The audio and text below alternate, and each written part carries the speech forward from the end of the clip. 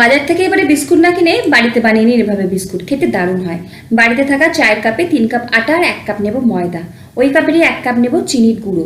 বাড়িতে চিনিটাকে মিক্সিতে গুঁড়ো করে নিয়েছি। 1 চা চামচ নুন দেব, কিছু চিনে বাদাম গুঁড়ো করে নিয়েছিলাম মিক্সির জারে, সেটা দিচ্ছি, 1 টেবিল চামচ পোস্ত।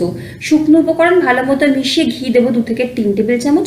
ভালো মতো মিশিয়ে নিয়ে দেখবেন আটাটা এভাবে চেপে ধরলে একটা মন্ড হচ্ছে, তার মানে বুঝতে হবে ময়ান ঠিক আছে। তারপর অল্প অল্প করে জল দিয়ে একটা টাইট এরম ডো বানিয়ে নেব। আটা বা ময়দা যেমন ঠেসে অত ঠেসার দরকার নেই। তারপরে এই ডোটাকে এভাবেই কিন্তু বেলে নেব, একটুখানি মোটা করে বেলবো। তারপর কুকি কাটার অথবা যে কোনো ছোটো কৌটো ঢাকনা দিয়ে এরকম গোল গোল করে কেটে সাদা তেল গরম করে নিয়ে মিডিয়াম ফ্লেমে একটু সময় ধরে উল্টে পাল্টে এরকম সোনালি করে ভেজে ঠান্ডা হয়ে গেলে নুন, লঙ্কার গুঁড়ো আর চাট মশলা দিয়ে ভালো মতো মিশিয়ে তৈরি করে নিন মশলা বিস্কুট। ভিডিওগুলো ভালো লাগলে সাবস্ক্রাইব করে পাশে থাকুন।